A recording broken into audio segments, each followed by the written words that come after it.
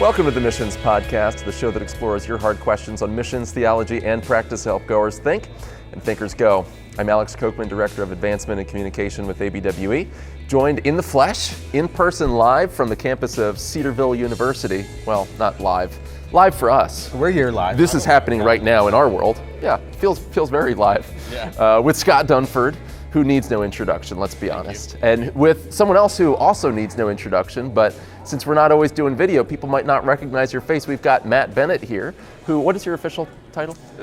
Professor of Missions and Theology here at Cedarville. So glad to have you here, Matt. And Matt's been on the show how many times? Oh, many times. Honorary third co-host. And he's one of the guys that anytime you call us, you get on the show. So we're really happy to have you on here in person, and for people to actually see how photogenic you are. We were both commenting on that. You know, you're looking very dapper today. I need to pick me up some pink pants. I feel bad for people that are just listening on audio right now. They're not enjoying this. But. Yeah, I was telling Scott I wore my podcast pants because I didn't know that they were going to be represented. Perfect. So used to all those Zoom meetings in 2020. Nobody will be able to see you below the waist. Yeah. So, now, why don't you introduce yourself real quick and just explain what you do here, and then we'll tee it off. Yeah. So I came from North Africa and the Middle East about 4 years ago, where we were doing church planting work and evangelism work among a majority Muslim population, and came to take a role here at Cedarville where I get to teach missions and theology. And if you know anything about Cedarville, it's a place where missions is embedded in pretty much every classroom, whether you're taking a vocational trajectory of being an engineer or a nurse, or whether you're studying the Bible formally. And so this has just been a really wonderful landing place to kind of stoke the fires of missions in a lot of different students. And when we were asking you about what professors would be good people to talk to about missions, the list of people that aren't in theology or missiology that you recommended to us was impressive, and I appreciate that about Cedarville for sure. So everyone that's tuning into the news can't get away from what's going on in Afghanistan, and I'm not going to ask you necessarily to comment on Afghanistan. That's not really your area.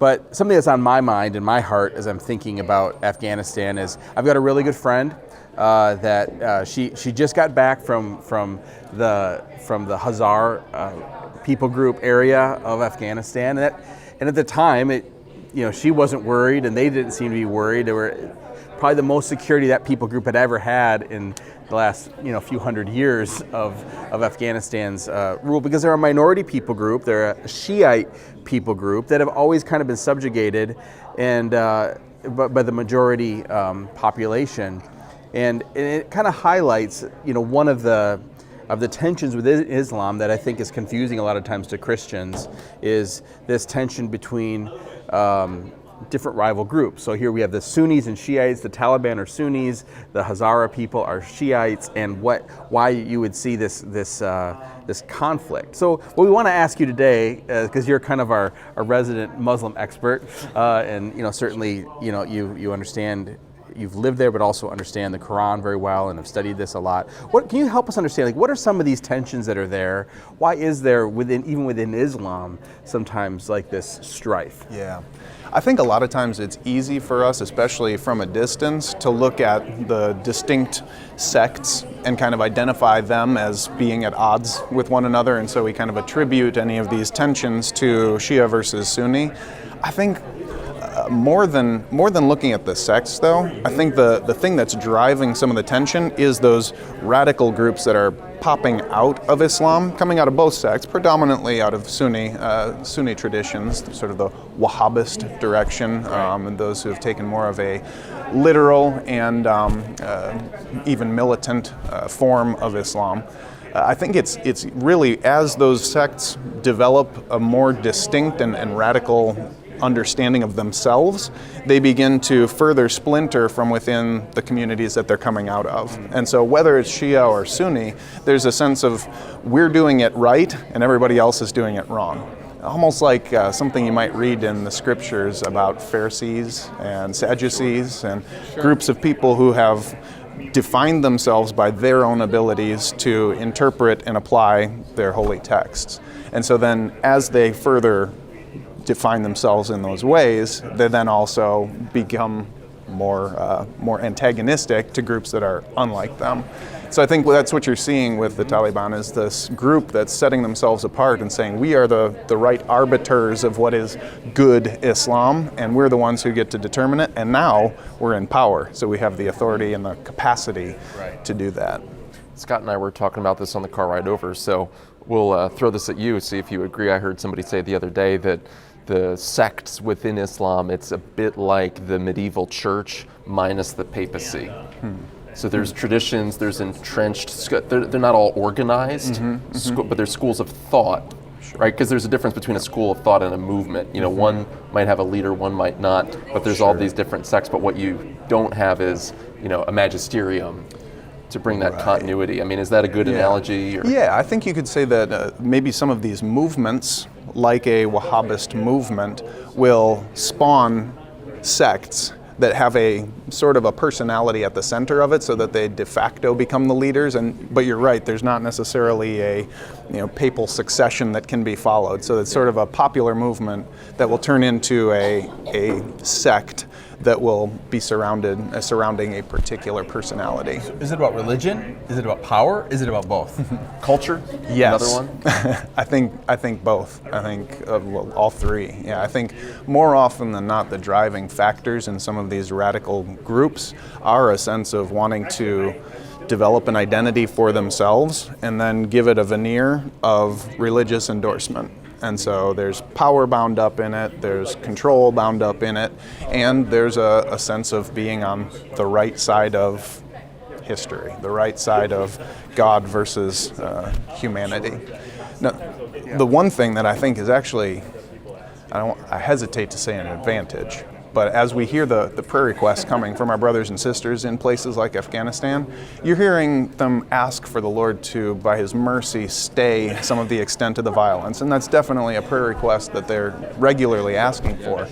But beyond that, I think they're also seeing this as an opportunity to pray that the beauty of the gospel might stand in more direct contrast to the darkness of the Taliban. And so as the Taliban gets this authority and gets this focus, this role of leadership, it actually can provide an opportunity to give a true vision of how hopeless and hollow Islam, as practiced by those who say we're the exemplars, are, and can make the gospel shine. I have a follow-up question with that, because since you're going down that road. So, and you're right, I think what we're seeing is two false gods duking it out.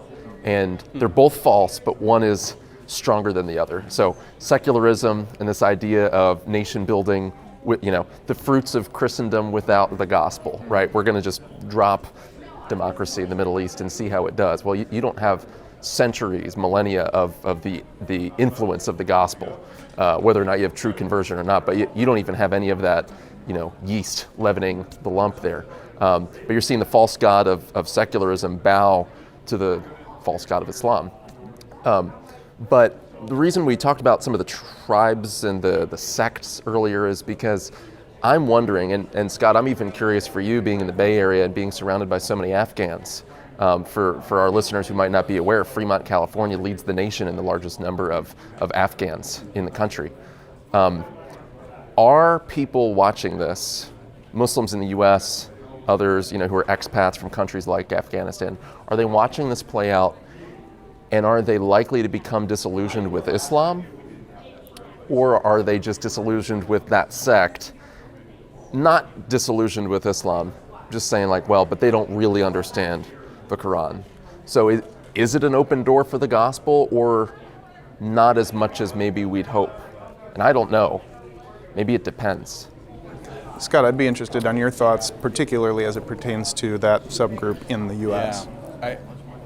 I don't know that I can speak to that.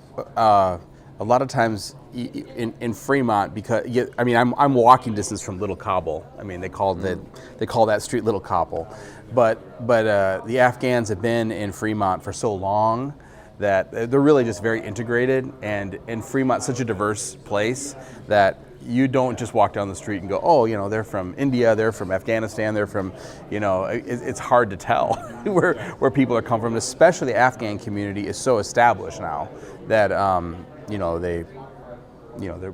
They don't stand out in a way that you would quickly know. Yeah. Although now with protests, we're seeing more of that. So I don't know exactly what they think. I will say, can I just say one more thing though? Like, yes. I've got a number of Uyghur friends, and I've been spending more and more time with them. And I actually, one of the guys, I was at an event, and he did not know I was a Christian pastor. And he said, "What do you do?" And I'm like, "I'm a Christian pastor." And he's like, "You know what?" He goes, "I love Christians." He said, "They're the only people that are standing up for us right now." Wow. And because they're watching, even in Turkey, they're extraditing Uyghurs back to China. And it just breaks, it's so frustrating to them.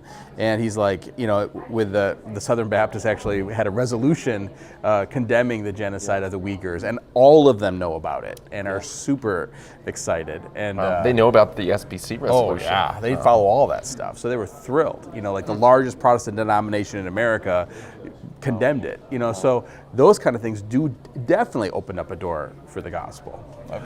I would say it may not be an exact comparison, because in a place like Egypt, you've got a little bit more homogenous population than probably some of the tribalism that you've got going on in Afghanistan that's going to alter some of the perception of what's going on. But in Egypt in 2013, what we saw was the ascendance of the Muslim Brotherhood to a place of power where they were voted in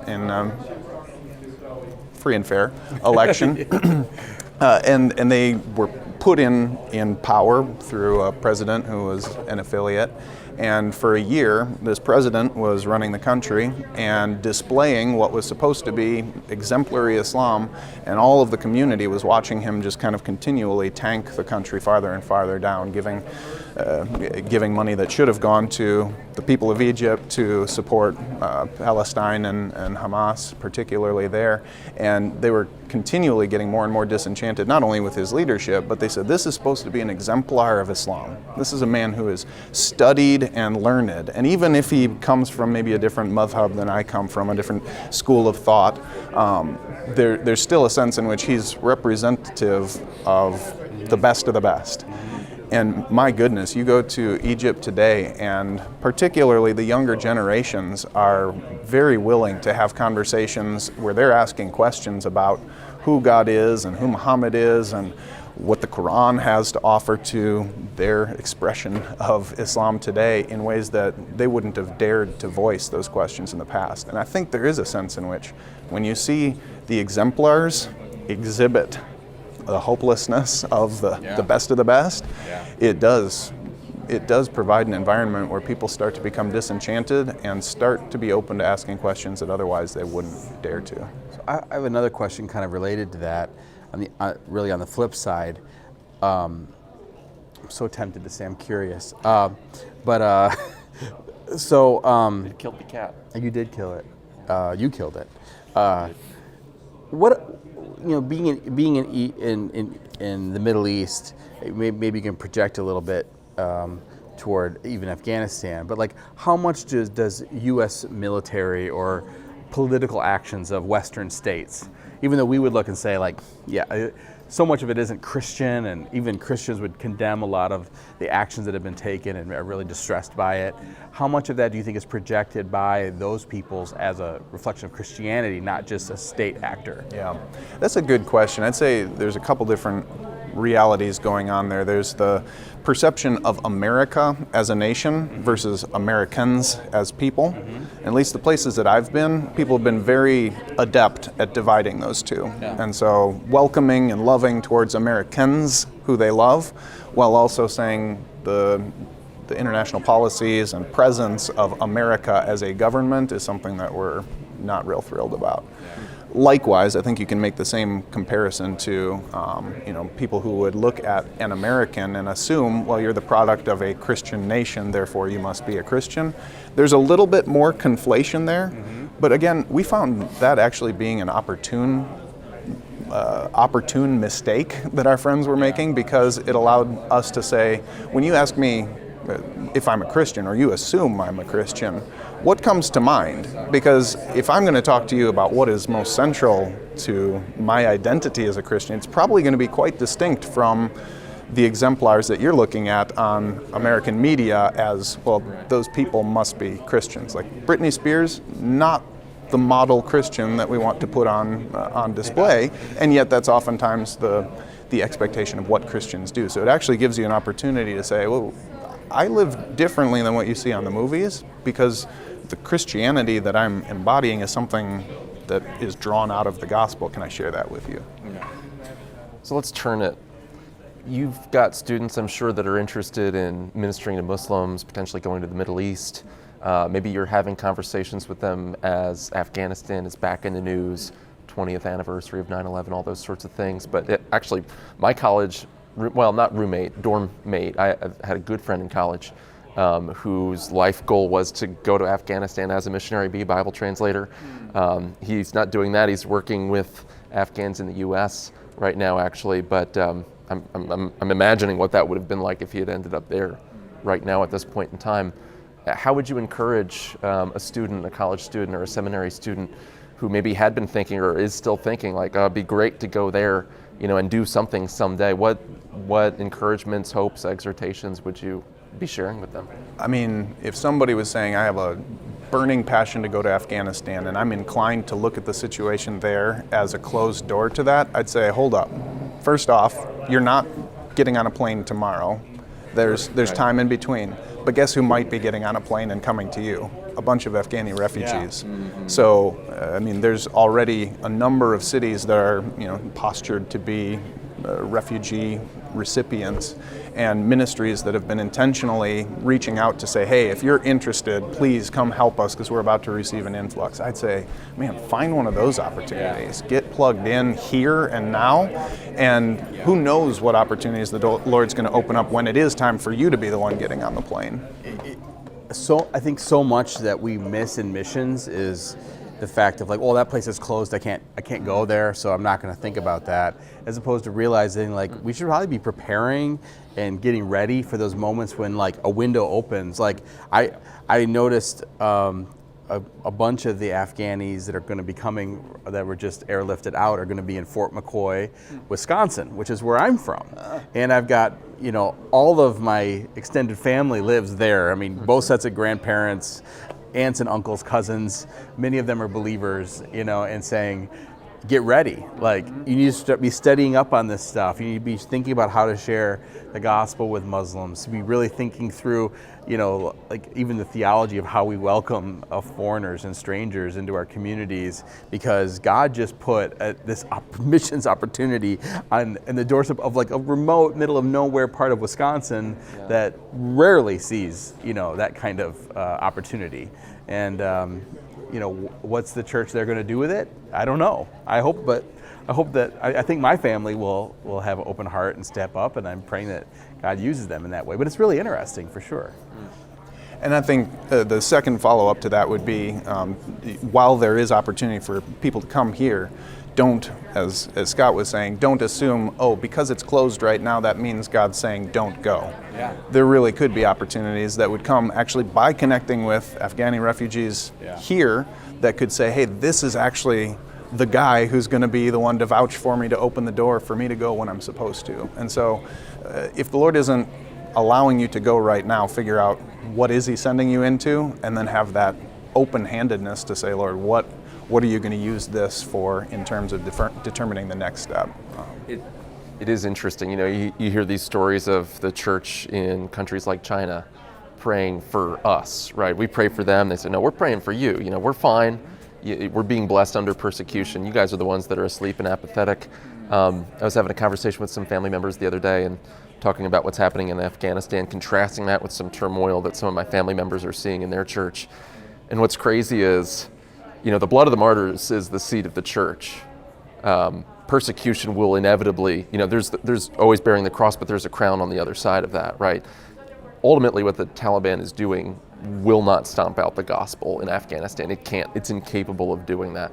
And yet what's funny is I don't see anything in the New Testament saying that gossip or slander or cattiness, some of the things that happen in our own churches here at home, that any of those things are ever the seed of the church.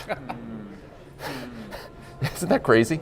That sometimes You just blew my mind. We do more harm to our own churches through those respectable sins than the Taliban can do by going door to door and seeing if you have the Bible app on your phone and lighting you on fire.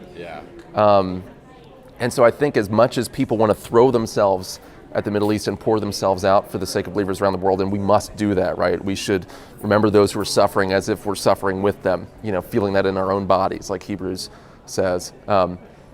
We've also just got, not exclusively, we have to look outwards, but we should also hold up the mirror a little bit and just say, like, what is my faith made of? Am I discipling my kids in such a way to where, heaven forbid, someday somebody knocks on their door wanting to do something harmful to them if they're a believer? Are they prepared to stand for that? I'm looking at the way that I disciple my own children and asking, like, am I discipling them to the point of, like, they can answer my catechism questions and that's my standard of success? Or am I raising the type of children who would someday die for their faith if they had to? I mean, all of these existential things come up. I mean, what final words of encouragement would you give to some of the students that you're just teaching to? I mean, you're teaching class today, right? Yeah.